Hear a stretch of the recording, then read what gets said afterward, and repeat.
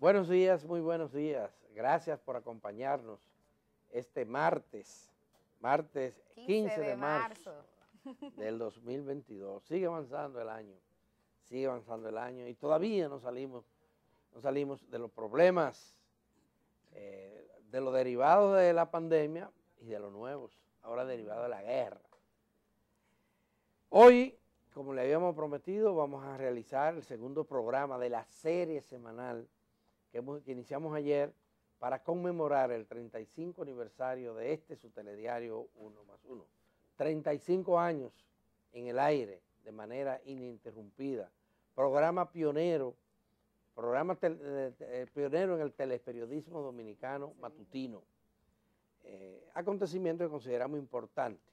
Por eso hemos centrado el debate de la semana en analizar el periodismo. Ayer, hoy y lo que podría ser mañana, pasado, presente y futuro del teleperiodismo dominicano.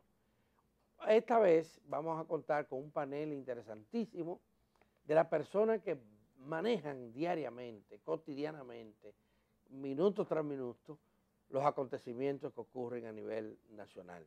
Se trata de los reporteros y las reporteras. Y aquí tenemos a 3 representantes de este sector. Se trata de Loida Peña. Loida Peña fue integrante del equipo de 1+1 durante un buen tiempo. Aquí trabajó desempeñando distintos roles. Ahora ya es reportera del periódico Hoy, después de haber estado en otros medios del país. Tenemos también a Doris Pantaleón, una reportera muy connotada y muy respetada, sobre todo en el área en la que ella se ha especializado, que es el área del periodismo de salud. Ella trabaja en el periódico El Listín Diario, ella es editora justamente de salud de ese medio. Muchas cosas tenemos que aprender de su experiencia de 27 años ya en el periodismo. Y por último tenemos a un joven reportero, Valvieri Rosario. Él trabaja ahora en Diario Libre. Sí. Bienvenidas y bienvenidos a este programa, Millicent, y a continuación entramos de una vez, ¿verdad?, al tema. Sí, entramos en debate sumamente interesante porque ayer la reflexión la hacíamos sobre el periodismo televisivo y con personas que tenían experiencia en ese tipo de periodismo. Hoy coinciden en que los 3 trabajan en prensa escrita. Y queremos hablar eso del reporterismo, que Adalberto y yo coincidimos en que es la materia prima del trabajo que hacemos comentaristas, analistas y otros trabajadores de la prensa. Entonces, nos gustaría, Loida, Valvieri y Doris, que comiencen esta primera ronda explicándonos. Actualmente, cuando vivimos en el marco de lo que se llama la era de la comunicación multimedia, cuando los medios de comunicación están tan impactados por las tecnologías, ¿qué hace un reportero o una reportera en su diario vivir? Comencemos con Loida. Bueno, muy buenos días, Millicent, Adalberto. Agradecida de que me tengan nueva vez en este programa y máximo ahora que cumple 35 años y que yo me siento ser parte de él, aunque fue en los inicios cuando estuve en 1+1, que es un referente, es un programa referente. Bueno, yo por ejemplo tengo 30 años en esta carrera, siendo reportera la mayor parte de ellos. Y hacer reporterismo en la calle no ha cambiado en nada. Simplemente se hace, aunque en un tiempo, por ejemplo, cuando Balaguer era difícil, ahora que hay más libertad, democracia y se pregona tanto, también se hace difícil en las fuentes, porque cada vez, aunque no lo crean, hay limitaciones para conseguir. ¿Qué es lo que hace un reportero? Un reportero llega a su periódico en la mañana, hay una agenda, te la dan, tú vas a la fuente, no necesariamente, no todos los reporteros tienen una fuente fija. Una fuente fija quiere decir que te asignan, por ejemplo, el Congreso Nacional, la Junta Central Electoral, la justicia, y tú vas a cubrir las incidencias noticiosas del día. Eso es lo que un reportero. Luego te vuelve a tu medio a escribir, a redactar lo que tú traes de la calle. Eso es la vida del reportero todos los días. En el caso tuyo, ¿tú estás en justicia, Loida? En el caso mío, yo estoy en justicia. Yo he cubierto en todo este tiempo Junta Central Electoral, he cubierto Congreso, he cubierto justicia, sociedad civil, partidos políticos, básicamente que son fuentes de mucha información diaria, mucha y diaria. En todas, Loida. Sí. En todas las fuentes. En todas las fuentes. La policía no te ha tocado.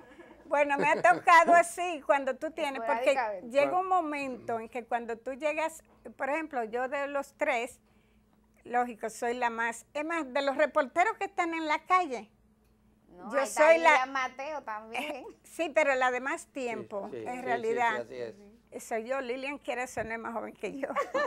Y eso no importa, pero eso quiere decir que tú puedes, que se puede, que eso no es una limitante. Y yo entiendo, como siempre lo he dicho, yo nací, a mí me gustó desde que yo dije, yo quiero ser reportera, yo quiero ser periodista, que era. A ti tiene que gustarte para tú poder hacer el trabajo bien, hacerlo con gusto. Para mí, ser reportera es una diversión. En el caso tuyo, Doris Pantaleón, que cubres la fuente de salud del periódico Listín Diario, 27 años ya de ejercicio como reportera. Tu diario vivir, tu rutina, ¿cómo es? Buenos días, yo quiero felicitarlos. 35 años, como dicen en el Cibao, no es paja de coco, ¿verdad? Ese muchachito que tú tienes ahí no había nacido. No, y ya míralo.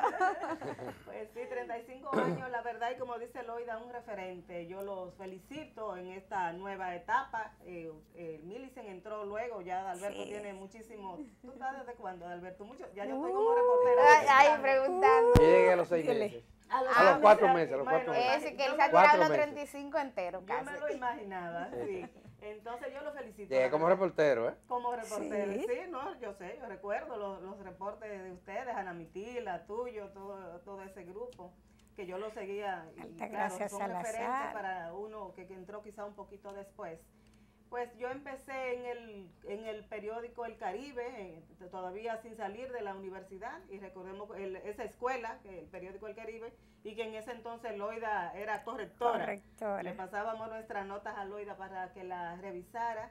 En El Caribe se cubría de todo. El Caribe no tenía un periodista con una fuente especializada, como ya hay actualmente, sino que tú entrabas y sencillamente te mandaban a cubrir de todo, que tiene una gran ventaja, porque te permite conocer todas las fuentes.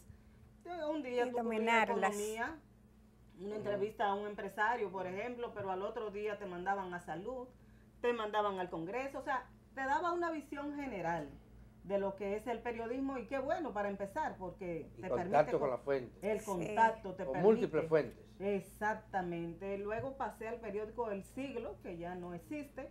Ahí duré poco, pero estuve ahí en el área económica. Yo cubría economía. Y es cuando llego al Listín Diario, cuando entonces entro en salud. Pero ya Valvieri, entendemos. ¿Perdón? Bueno, Valvieri. Sí. Cuéntanos un poquito tu experiencia. Tú eres muy joven. Tú eres más Nobel, tienes ¿Dónde 5 estudiaste? años. ¿Cómo comenzaste el reporterismo? ¿Por qué? Bueno, yo soy egresado de la UAS, la Universidad Autónoma de Santo Domingo, y empecé precisamente aquí al lado en Telenoticias, en el canal 2, en el canal 11, perdón. Realmente yo empecé haciendo periodismo televisivo y luego entonces trabajé un breve tiempo en el periódico Hoy y ahora en Diario Libre. Me ha tocado desde hace más de un año cubrir la fuente del Palacio Nacional, o sea, detrás de la los fuente casos. codiciada a veces dentro del periodismo. Sí, no sé por qué, pero ahí vamos. Sí. Detrás del presidente, todas sus actividades. Realmente es una fuente emocionante porque uno se mueve mucho, pero a la vez es muy limitada porque el periodista está muy limitado a las informaciones que provee la presidencia. Ustedes saben que el gobierno y todos los gobiernos son muy cuidadosos con la información que dejan filtrar, que dejan salir, y todo es según una estrategia de comunicación. Tú sabes, y escúchame que te interrumpa para que tú sigas hablando. Nosotros tuvimos 2 reporteros, una reportera y un reportero aquí en Teleantillas, que daban palos todos los días. Una de ellas se llamaba Ana Mentila Lora. Ana Mentila Lora se hacía amiga de la secretaria, de los asistentes, de los ministros. Y con frecuencia obtenía información que se producía de manera coloquial en esas oficinas y daba unos palos. Lo único que a Ana Mentila, lo único que le faltó fue esconderse y asilarse en una embajada, porque era la periodista indeseable en el área. Excúsame que diga esto. Y luego, antes también habíamos tenido a Emiterio Mendoza, Eric Mendoza, que después fue jefe de información de aquí del canal, quien hacía algo parecido. Él vivía riendo de siempre, tranquilo, hablando de cualquier cosa que no fuera del periodismo. Pero eso creó un antes y un después de la cobertura palaciega. Lo único es que en el Palacio que hace eso, lo miran mal. Los no tiempos lo son diferentes, perdóname, son diferentes, Adalberto. Ahora, ni el guachiman te quiere decir, tú, llegó fulano, o sea, si llegó el encargado, llegó el funcionario, eso no sé. ¿Qué está pasando? ¿Y cómo te dicen más o menos así. Lo que te quiero decir es que nadie, ya tú no conversas con nadie así porque todo el mundo es temeroso de perder su empleo. Yo no estoy diciendo en este gobierno. Los tiempos, después de Balaguer y esas cosas que vinieron, no, en las fuentes son así, la gente nadie te quiere decir. Hay mucho temor, pero sí todavía se logra, sobre todo con esas personas que son claves. Yo recuerdo tiempo atrás, por ejemplo, en el Ministerio de Salud Pública, que cuando no existía la posibilidad de tú localizar a un funcionario por celular, porque ya tenemos muchísimas facilidades de la tecnología. Y yo recuerdo que quien a mí me orientaba donde estaba el ministro o lo que hacía era la persona que, por ejemplo, que servía el café. Que yo me hacía amiga de ellos, de la secretaria, del que servía el café, y cuando yo llegaba y el ministro no estaba, sencillamente le acercaba y él discretamente me decía, él no está aquí, el hombre no está aquí, el hombre está en tal sitio. O sea, pero ya tú sabes. O sea, ¿y cómo? Todavía se puede y se da de vez en cuando también esos vínculos. Vamos a darle un chajecito al caballero que no terminó de hacer su exposición, y perdóname que te interrumpa. No, es muy interesante eso, porque realmente hay quienes tienen ciertas habilidades sociales y eso ayuda, eso uno trata siempre de ponerlo en práctica. Sí hay dificultades, pero se dan situaciones en las que uno logra penetrar y acceder a cierta información. Pero los periodistas siempre en todas las fuentes tenemos ese dilema de dar el palo, sobresalir, hacer un trabajo sobresaliente, pero a la vez eso te pone a ti en una situación que a veces la fuente, el funcionario, te coge odio. Y nosotros no estamos para buscarle simpatía a nadie, ¿verdad? Para que ellos se sientan bien, ese no es nuestro trabajo. Pero hay que hacer cierto equilibrio, porque entonces cuando tú no tienes cierto manejo se te cierran todas las puertas y entonces es peor. Y sobre todo si uno es joven. Sí, exactamente. Y en el caso de la relación con los colegas de los otros medios, porque antes yo sentía que la clase periodística era más competitiva y había como un orgullo por tú llevar una primicia, por tú llevar una información diferente. Hoy día eso es igual, o desde su punto de vista ha cambiado. Esa dificultad, esa limitación, señores, yo lo dije en otra oportunidad, hace que ahora mismo se haga prácticamente un ejercicio periodístico colectivo. Exacto. Uno ve la misma nota. Todo el mundo la misma nota. ¿Por qué? Porque si el otro no fue, si el otro no pudo, yo lo conseguí, mírala aquí, toma, no, yo lo tengo. No te preocupes. ¿Tú ves? Si tú consigues, hay quienes te dicen, si tú puedes ver a X funcionario cuando te toque verlo, dice, a veces tú haces, yo voy para una entrevista, te voy a poner, y después tú le preguntas lo que tú quieres. Pero, por ejemplo, yo le voy a hacer una entrevista y a veces tú pactas o ayudas en eso. Por lo que te estoy diciendo, la dificultad de la gente. Miren, yo le voy a poner un ejemplo. Yo estoy desde ayer en la mañana tratando de buscar un tema y he hablado en la Procuraduría, le voy a decir, no importa. Que todo el mundo allá dice, no, pero tú eres de aquí. Digo, no me digan que yo soy de aquí. Eso no se vale. Yo ando buscando noticias. Entonces, yo tengo desde ayer en la mañana llamando, fulano, te dice, no es fulana, no es fulano, no es fulano y es fulano. Al final, el fulano que es, déjame decirlo así, yo le dije, no le conviene eso que está haciendo, o sea, quedarse, ni siquiera quererme responder el teléfono, ni responderme un chat, porque es la persona en realidad clave que tiene el caso en sus manos. Yo no estoy hablando de la procuradora ni de Jenny. Otro es un procurador adjunto. Desde ayer en la mañana y la persona no me ha respondido. Entonces yo pienso ir hoy. Hay muchas limitantes en Sí. eso. Pero hay un tema que me gustaría oír la opinión de ustedes. En el mundo se habla de un fenómeno que se está dando en los medios de comunicación, que es el periodismo del bla, bla, bla. Fulano dijo, fulano agregó, que es un periodismo en Dominicana, uno podría decir de rueda de prensa y cócteles. Declaracionismo. Cócteles, seminarios, etcétera.